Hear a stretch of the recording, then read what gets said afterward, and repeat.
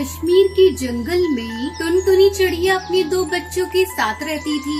कई महीने पहले उसके पति कालू कौवे की मौत एक बीमारी के कारण हो चुकी थी। कालू कौवा गुब्बारे बेचा करता था। जंगल में बारिश का मौसम शुरू हो चुका था। हे भगवान, 2 दिनों से मूसलाधार बारिश हो रही है जंगल में। घर का सारा राशन भी खत्म हो गया। मेरे बच्चे भूखे हैं। अगर आज भी अपने बच्चों को भोजन नहीं दे पाई तो मेरे बच्चे भूख से तड़प तड़प कर मर जाएंगे। चाहे कुछ भी हो जाए, मुझे कहीं न कहीं से भोजन का जुगाड़ तो करना ही होगा। टुनटुनी हरिया तोता के घर भोजन मांगने के लिए जाती है। तब तक आप लोग कमेंट पे बताएं 49 - 9 कितने होते हैं। हरिया भैया, ओ हरिया भैया, दरवाजा खोलो। मेरे बच्चे भूखे हैं। बारिश में भोजन लाने भी नहीं जा पाई। थोड़ा बहुत मेरे बच्चों के लिए दे दीजिए। मैं तुम्हें भोजन कहाँ से दूं टुनटुनी? मैं भी तो बारिश की वजह से ही 2 दिनों से घर पर बैठा हूँ। घर में पड़े पड़े मेरे सारे मिट्टी के बर्तन खराब हो रहे हैं। अगर तुम्हें भोजन चाहिए तो मेरे इन बर्तनों को बेच दो और फिर मैं जो पैसे दूंगा और उससे तुम अपने बच्चों के लिए भोजन खरीद लेना। लेकिन हरिया भैया, चारों तरफ पानी भरा हुआ है। मैं बर्तनों को बेचने कैसे जाऊंगी? तुम अपने घर जाओ। अगर तुम मिट्टी के बर्तन बेचने नहीं जाओगी तो वैसे भी तुम्हारे बच्चे भूख से तड़प तड़प कर मर जाएंगे। मेरी मानो तो बारिश की चिंता मत करो, अपने बच्चों की चिंता करो और इन मिट्टी के बर्तनों को बेचने चली जाओ। बारिश का मौसम है, मिट्टी के बर्तन हाथों हाथ बिक जाएंगे। ठीक है हरिया भैया, आप कहते हैं तो मैं बर्तन बेचने चली जाती हूँ। टुनटुनी मिट्टी के बर्तन लेकर बारिश में बेचने के लिए निकल जाती है।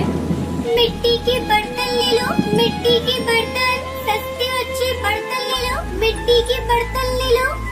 टुनटुनी की आवाज सुनकर सुंदरी कौवी अपनी खिड़की से टुनटुनी को आवाज लगाती है। अरे वाह, इस बारिश में तो मिट्टी के बर्तनों में खाना खाने में मजा आ जाएगा। अरे बर्तन वाली, इधर तो लेकर आ ये बर्तन, पक्के तो है ना? हाँ हाँ बहन जी, ये मिट्टी के बर्तन बहुत ही मजबूत है। देख लो खुद ही, बारिश में भी कैसे टिके हैं। आप एक बार खरीद कर तो देखिए। इस बारिश में मिट्टी के बर्तनों में खाना खाने से सेहत बनी रहती है। शाम तक टुनटुनी चिड़िया सारे बर्तन बेच देती है और सारे पैसे ले जाकर हरिया तोता को दे देती है।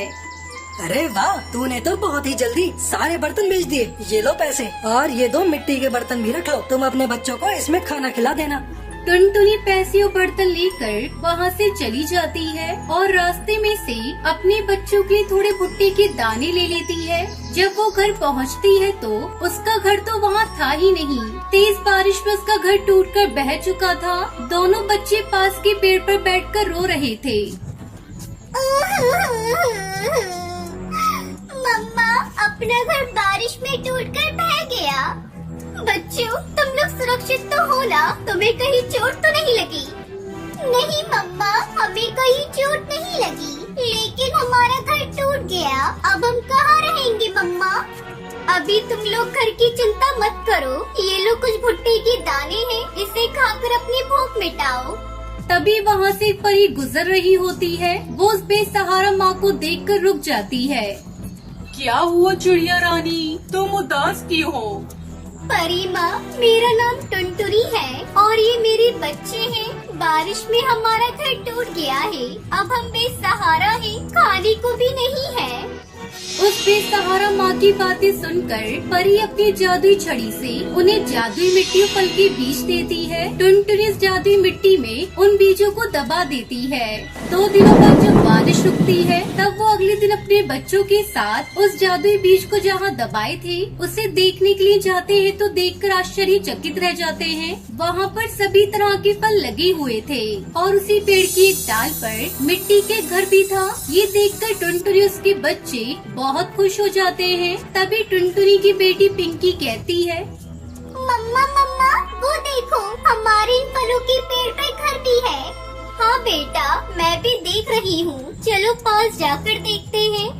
वो खुशी खुशी उस जादुई मिट्टी के घर में रहने लगते हैं। उनके पास अब ना तो भोजन की कमी थी और ना ही रहने की दिक्कत थी। वो सब अपनी जिंदगी हंसी खुशी बिताने लगी।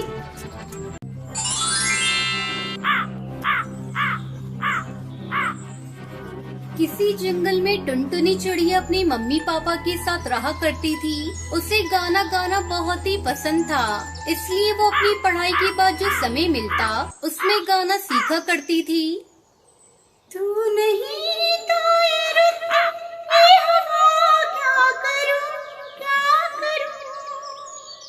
तू नहीं तो ये रुत, ये हवा, क्या करूं। दूर तुझसे मेरे के बता, क्या करूं, क्या करूं। सुना सुना है जहां, अब जाऊं मैं कहां। बस इतना मुझे बतला जा। भीगा भीगा है समा, ऐसे में है तू कहाँ। मेरा दिल पुकारे। एक दिन जब अपनी सिंगिंग क्लास से घर आई तो वो अपनी माँ टोनी से कहती है, अरे अम्मा, मैंने सिंगिंग पूरी सीख ली है। मैं जल्दी अपना सिंगिंग एकेडमी खोलूंगी, जहाँ मैं गरीब बच्चों को बिल्कुल कम फीस में सिंगिंग सिखाऊंगी। टुनटुनी, अब ये सिंगिंग विंगिंग बहुत हो गया। तुझे सिंगिंग बहुत पसंद थी ना, इसलिए मैंने तुझे आज तक सिंगिंग सीखने से मना नहीं किया। लेकिन अब तू बड़ी हो गई है, कुछ ही दिनों बाद तेरी शादी हो जाएगी, फिर तू अपने ससुराल में जाकर सिंगिंग एकेडमी खोलते रहना। तब तक आप लोग कमेंट पे बताएं 76 - 67 कितने होते हैं। नहीं माँ, मैं अभी शादी नहीं करूँगी, मुझे शादी नहीं करनी। खबरदार, जो तूने इस विषय पे एक बात और बोली तो मैंने तेरी शादी के लिए तेरी मासी से कहा है, कोई अच्छा रिश्ता मिलते ही मैं तुम्हारी शादी कर दूंगी।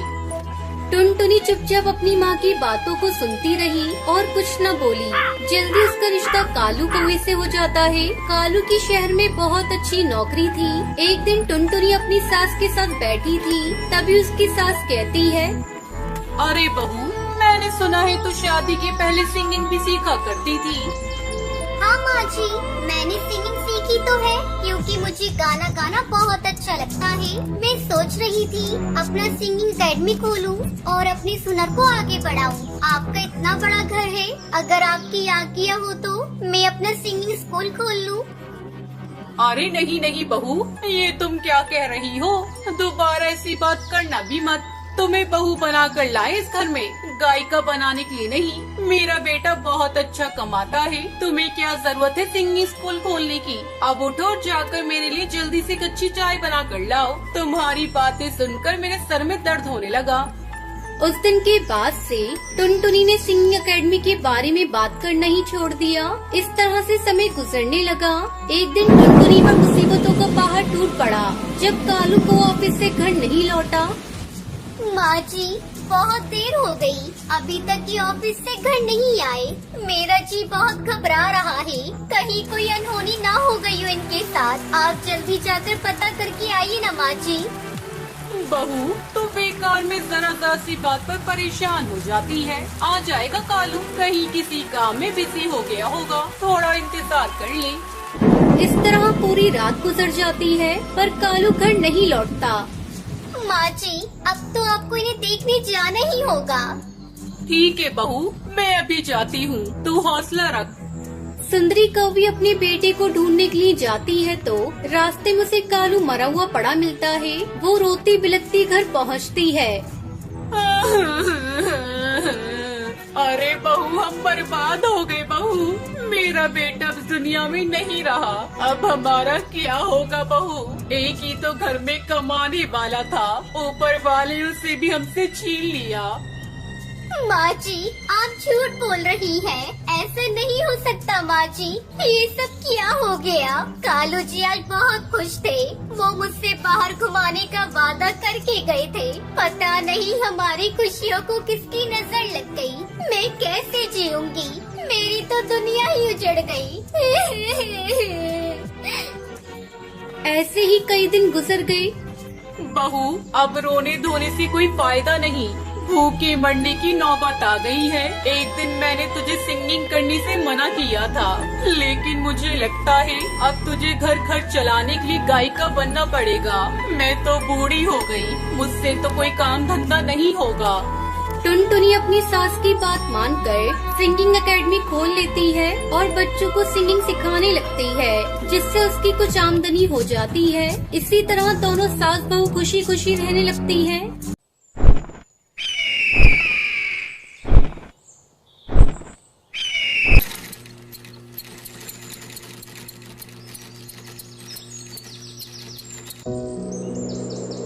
हिमाचल के जंगल में कालू कौवा अपनी पत्नी टूनी चिड़िया के साथ रहता था।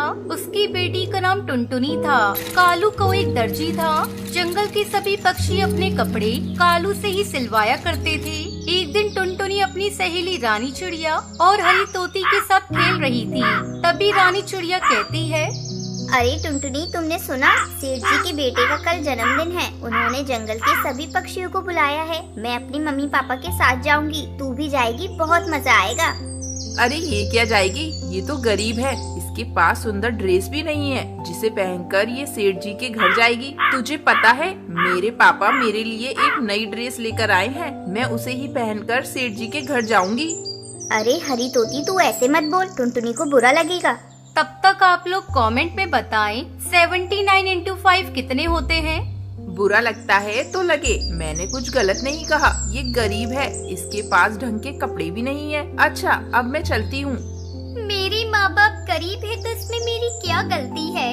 आज से पहले तोती बहन ने कभी मुझसे इस तरह बात नहीं की। पता नहीं आज उसे क्या हो गया। मेरे मम्मी पापा गरीब है तो क्या हुआ, वो मुझसे बहुत प्यार करते हैं। जाने दे टुनटुनी, हरी तोती तो पागल है। उसके मुंह में जो आता है वो बोल देती है। अब तू अपने घर जा, मैं भी अपने घर जाती हूँ। बहुत देर हो गई है खेलते खेलते। टुनटुनी अपने घर जाती है और अपनी माँ टूनी से कहती है, मम्मी, कल सेठ जी की बेटी का जन्मदिन है। हम लोग उपहार में क्या लेकर जाएंगे? क्या बताऊँ बेटा, हमारे पास तो इतने पैसे भी नहीं है कि मैं एक अच्छा सा उपहार खरीद सकूँ। कोई बात नहीं माँ, ये रेशमी कपड़े यहाँ पड़े हुए हैं। मैं सेठ जी की बेटी के लिए इनसे एक सुंदर सा ड्रेस सिल देती हूँ। हाँ टुनटुनी बेटा, ये ठीक रहेगा। तुम अभी से ही ड्रेस सिलना शुरू कर दो। रात भर में ड्रेस सिलकर तैयार हो जाएगा।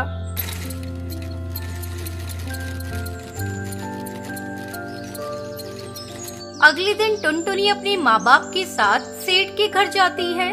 टुनटुनी बेटा, हम लोग गरीब हैं, शायद हमें देखकर सेठ जी बुरा ना मान जाए। ऐसा करो, तुम ये उपहार लेकर खुद ही अंदर चली जाओ। हम लोग यहीं घर के बाहर खड़े हैं। ठीक है पापा, मैं अभी उपहार देकर आती हूँ। आप लोग यहीं रहना। टुनटुनी घर के अंदर जाती है। अरे बाप रे, यहाँ तो बहुत सारे पक्षी हैं। मैं यहीं दरवाजे के पास खड़ी हो जाती हूँ। जब सेठ जी की बेटी इधर से गुजरेंगे तो मैं उन्हें उपहार दे दूंगी। टुनटुनी को खड़ी खड़ी बहुत देर हो जाती है। अचानक एक पक्षी उसे पकड़कर सेठ के पास ले जाता है। सेठ जी, ये चोर है, चोरी करके भाग रही थी। नहीं नहीं सेठ जी, मैंने कोई चोरी नहीं की। मैं कालू दर्जी की बेटी हूँ। दरवाजे पे खड़ी होकर आपकी बेटी के आने का इंतजार कर रही थी, तभी इन्होंने मुझे पकड़ लिया। मैंने कोई चोरी नहीं की है। तो ये तुम्हारे हाथ में क्या है? सेठ जी, ये मैं आपकी बेटे को उपहार में देने के लिए अपने हाथों से सील कर ड्रेस लेकर आई थी। टुनटुनी सेठ को वो ड्रेस देती है। वाह, ये ड्रेस तो बहुत सुंदर है। मैं तुम्हारे माता पिता से मिलना चाहता हूँ। टुनटुनी चिड़िया माता पिता को बुलाकर सेठ के पास लाती है। कालू दर्जी, मुझे तुम्हारी बेटी की ये सिली हुई ड्रेस बहुत पसंद आई है। आज से हमारे घर के सारे कपड़े तुम्हारी बेटी ही सिला करेगी। मैं तुम्हें सिलाई के अच्छे पैसे दूंगा। इस तरह उनके परिवार को सिलाई के अच्छे पैसे मिलते हैं और उनकी गरीबी दूर हो जाती है और टुनटुनी अपने माँ बाप के साथ खुशी खुशी रहने लगती है।